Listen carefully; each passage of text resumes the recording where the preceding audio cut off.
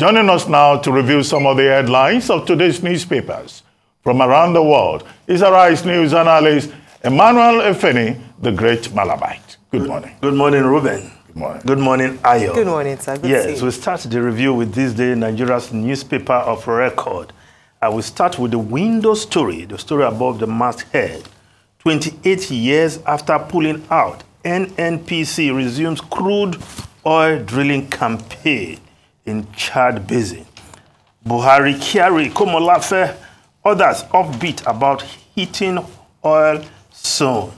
943 million barrels initial yield expected. Yes, the drilling of oil in the Chad Basin, what is actually being recommenced is actually the exploration to see if we can get oil in commercial quantity. And this has been on for many years. And as at the last time I checked, over 149.4 billion naira. And some other report puts it at $340 million and 27 billion naira spent so far trying to explore for oil in the Chad Basin. Of course,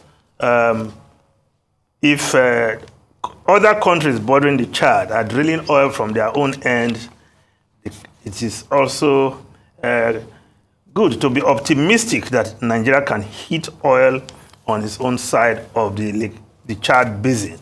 But putting so much money in without result, here's the desire of states like Borno to be part of the oil-producing state group.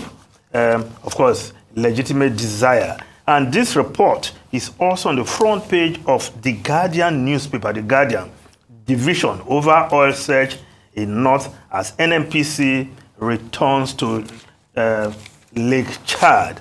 And according to that report, questions over capacity of NNPC but amidst commercial viability. Inland basin exploration is fraud, says ex-Mossad president Zulum.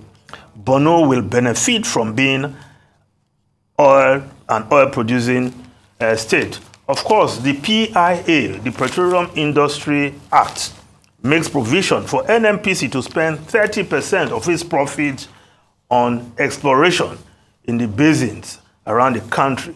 And of course, there's been some success story around the Benue Trough very recently, and drilling is also going on there. Now, the lead story of this day, go back to these years. Buhari, my government invested in infrastructure for economic growth, prosperity, defense is administration's high debt profile. Insists borrowed funds are tied to visible projects. Inaugurate second Niger bridge, two others, road projects.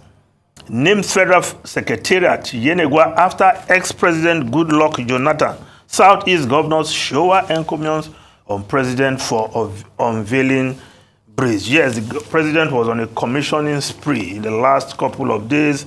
And of course, yesterday, although he did not leave Abuja, but he did the commissioning via Zoom.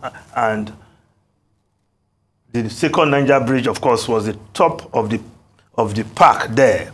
That bridge, of course, promised over time, but delivered by the Buhari administration. So the president can rightfully take credit for delivering the second Niger bridge, which the Southeast governors are saying should be called Buhari Bridge. BB, Buhari Bridge. Last time I heard of BB, IBB. Yes, when he was about to leave Lagos for Abuja as the federal capital, he named the third mainland bridge after himself, IBB Bridge. I can't remember anybody referring to that bridge as IBB Bridge. Better known, well known as the third mainland bridge. Perhaps some lessons for those who are quick to shower President Buhari with such encomiums. Now, other newspapers are also reporting about the Buhari and commissioning. And in the Vanguard newspaper, after May 29, Niger Republic will defend me if Buhari says he deliberately shut land borders, adds only God can secure Nigerian borders, explains why he appointed lady ministers of finance, recalls how he lost 2 children to sickle cell. Nigerians won't miss Buhari, Afenifere. It shows his non-committal to Nigeria. Middle Belt Forum. Buhari statement validates earlier speculations of ties with Niger, Pandevs. Well, I don't know why the president continue rubbing this Niger Republic thing on the face of Nigerians. If you have ties, if you're forebears, have roots. But having been president of Nigeria, never be president of Niger, I thought the loyalty to Nigeria in and out of office should be total.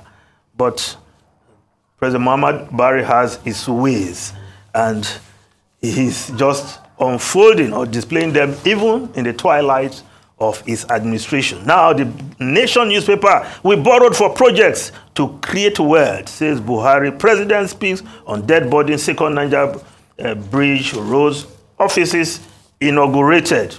Now, the Daily Sun newspaper, 6 days to hand over. Buhari reveals secrets of certain decisions, explains why he appointed female finance minister, shut country borders for long, unfolds how Niger bridge, others will defend him if Nigeria disturb his peace. Well, now, the Business Day newspaper, Buhari exists with refineries in limbo. Of course, with just few days to the end of President Muhammadu Buhari's administration, his promise to bring the state-owned refineries back to production has yet to be fulfilled. Yes, but he commissioned the Dangote refinery.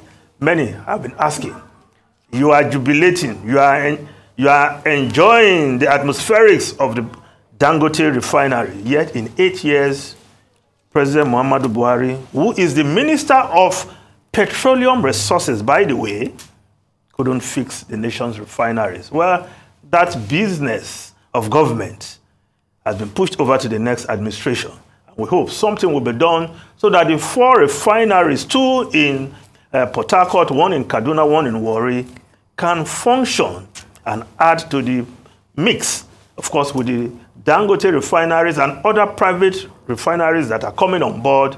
Nigeria should not only be self-sufficient in petroleum products, but be able to also supply other African countries, unlike the situation now where we import, subsidize, and it is smuggled to neighboring countries who are enjoying the benefits of our profligacy, if you will. Now, the foreign newspapers quickly, the Guardian newspaper of UK, the Guardian newspaper, Johnson referred to police over new claims of COVID rule breach. Yes, the evidence of event at checkout for friends and family by the former Prime Minister was found in the official diary, and he has been referred to the police. Ruben and Ayo. Well, very quickly, a number of things. Number one, the Guardian is reporting on one of his pages, that's the Guardian of Nigeria, that President Buhari has not signed the sexual harassment bill. Yes. That sexual harassment bill was against the background of sexual harassment of students, particularly by university teachers. And, you know, the matter was considered by the National Assembly, and that bill was transmitted to President Muhammadu Buhari 2 years ago. The Constitution, Section 58 of the 1999 Constitution, provides the opportunity for the National Assembly to veto the president. But this is a bill that has been there for 2 years. I think it's an important bill. It's not too late. The president can still sign, yes, even on the last day. After all, Akaja, you know, Administration of Criminal Justice Act, was signed by President Jonathan on the very last day. So he should sign that bill. Now, if he doesn't, let the National Assembly veto him. As the second issue is this exploration, where stakeholders disagree in many regards. They talk about funding. They talk about environmental issues. So that's something that has to be, considered. But all this frontier basin exploration, we've been at it, as you pointed out, for many years. And then the president says, the people of Niger, we defend them. Well, where the Nigerian constitution allows dual nationality. Yes. You can be president of Nigeria for 8 years and you just cross the border to Niger. To stay away as far as possible, as he says, from Abuja. But must you rub it in our faces? That's not fair. On our nose every day. Niger is just well, the constitution allows dual nationality.